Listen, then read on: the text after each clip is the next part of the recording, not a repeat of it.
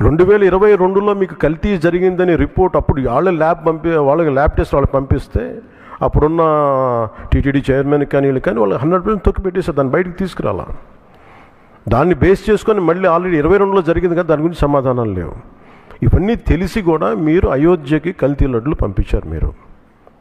ఇది విశ్వాసాల మీద మీరు కొడుతున్న దెబ్బ. ఇది మీ ఆలోచన ఏంటి అది అనేది మీరు తెలుసుకోవాలి. అందుకే మీరు భగవంతుని మీద పగ పెట్టుకున్నవాడు ఎవడైనా సరే, 7 కొండల వాడి మీద పగ పెట్టుకున్నాడు ఎవరైనా సరే మట్టి కరిచిపోతారు తప్ప, మీరు ఇలా బుకాయించుకొని చేసిన తప్పులు క్షమాపణ వేడుకోండి తప్ప మీరు కూర్చోబెట్టి మేము క్షమాపణ, మీరు భగవంతుడికి మీరు క్షమాపణ చెప్పాలి, 7 కొండల వాడికి మీరు క్షమాపణ చెప్పాలి.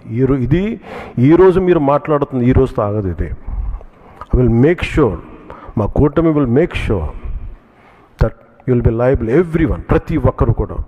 ఎంత టైం పడుద్ది, ఏం టైం పడుద్ది అనేది సిబిఐ ఫర్దర్ రిపోర్ట్ రావాలి, అది కేసులోకి మన కోర్టులకు వెళ్ళాలి. అన్నీ అయిన తర్వాత ప్రతి ఇది అయితే మేము 100% దీన్ని వదలం.